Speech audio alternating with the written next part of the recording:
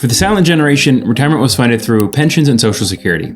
Baby boomers had Social Security and savings, and Gen X and later have savings and maybe Social Security. There's been a lot of gloom and doom talk around the solvency of Social Security with the national debt, deficit spending, and now Elon ripping through the federal government with a chainsaw. People have very little hope that they'll ever see the benefits that they've contributed. And it's a valid concern. But I want to take a realistic look at Social Security. Like, how bad is it really? And is there any hope for those under 60 to ever see that money again?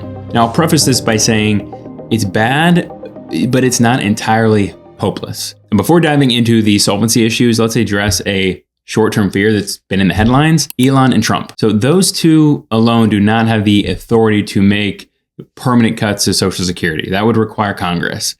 And widespread cuts to a program like Social Security and voting to reduce benefits for current retirees would be, I believe, political self-deletion. In fact, there seems to be more interest in cutting taxes on Social Security, which would increase retirees' take-home pay, but it would worsen the solvency issues, which I'll get into. So for those already collecting Social Security, I'm not too concerned about immediate widespread cuts. I have many clients on Social Security, and it's not something I'm worried about for them at this very moment. But that does lead us to long-term concerns of Social Security solvency. We're going to face some pretty serious consequences here in about 8 years, in 2033, if Social Security is not changed in some way. Now, this may sound like fear-mongering headlines, but this is directly from the Social Security Administration, but it's not the entire story. So when people hear about Social Security cuts in 2033, they assume it means total insolvency and a complete elimination of benefits. But Social Security isn't completely disappearing at that point. It's just facing a funding shortfall, which of course is still a very serious problem. When people collect Social Security benefits, the majority of those benefits, about 79%, are funded by current payroll taxes. So 6.2% of your earnings are taken from your paycheck to fund current retirees collecting Social Security. But the problem is there aren't enough people in the workforce to fully cover the benefits of those collecting Social Security. Like I said, it only covers about 79% of benefits. So where does that shortfall come from? And how is the remaining 21% funded? Well, it currently comes from Social Security reserves called the Old Age and Survivors Insurance Trust Fund. This trust fund was set up in 1939, 4 years after the passing of the Social Security Act, as a way to manage surplus funds, which could also be used for benefits later on. Now, for a long time, Social Security ran a surplus until 2010.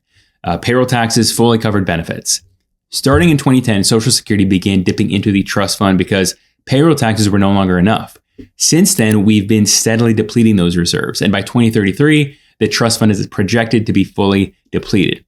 And at that point, Social Security benefits would be automatically reduced by 21%. So what does that mean for us who are 20 plus years away from collecting Social Security? It's not great, but it's not as grim as you might think.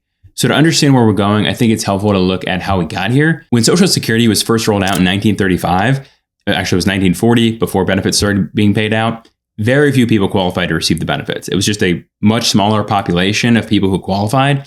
You had about 35 million people providing benefits for only 222,000 beneficiaries. So a worker to beneficiary ratio about 159 to 1.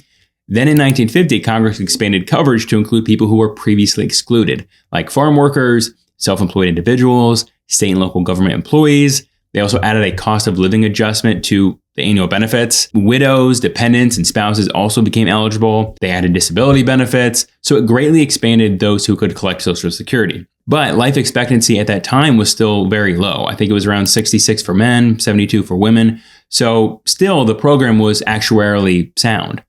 Then in 1960s, you had a large wave of retirees come into the system, and it never really slowed down from there. We started to see a major decline in the worker to beneficiary ratio, which was 5 to 1 in 1960, meaning you had 5 people paying into Social Security for every one person collecting. In 2000, that ratio was 3.4 to 1. In 2023, it was 2.7 to 1. And by 2035, it's expected to be 2.4 to 1. So the lower that ratio, the closer we get to insolvency, because Social Security relies on payroll taxes to pay those benefits. So here's what's driving all this.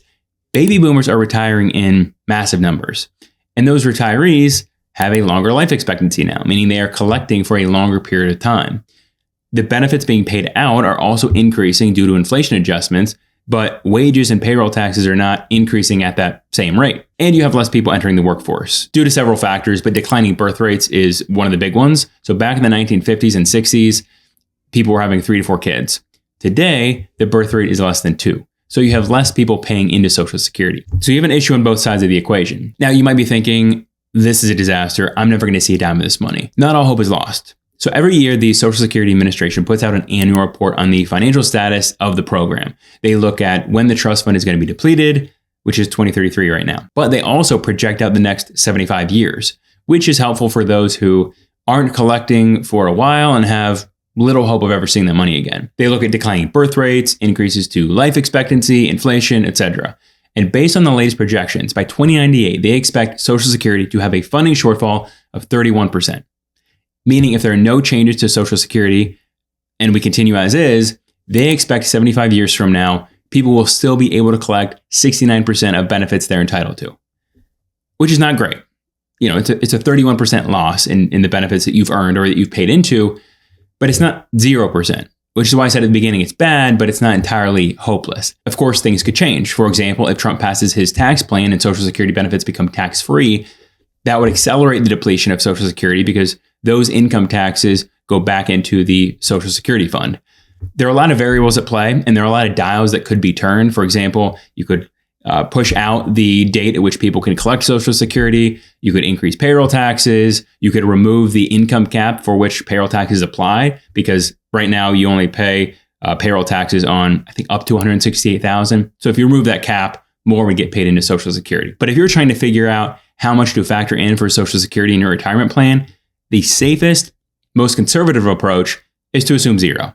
Now, I don't think 0 is the most likely outcome. I think people in their 30s and 40s will get something, but not an amount that I'd be comfortable depending on. When I run retirement projections for clients, I usually create 2 plans. One where they get 0 in Social Security and one where they get benefits, but some discount applied depending on their age. I don't think you should revolve your retirement strategy around the assumption that you'll get full Social Security benefits.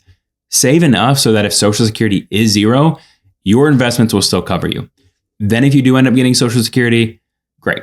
Unexpected money. If you want to see your projected Social Security benefits, you can create an account at ssa.gov. Now the projections in there, they assume 100% payout. So, you'll probably want to apply a discount for a more realistic estimate. But no matter what that number says in there, I'd still make sure that I'm saving and investing enough each year so that if Social Security is 0, my living expenses are still covered. All right. I hope that was somewhat informative and interesting. Thanks for watching. See you next time.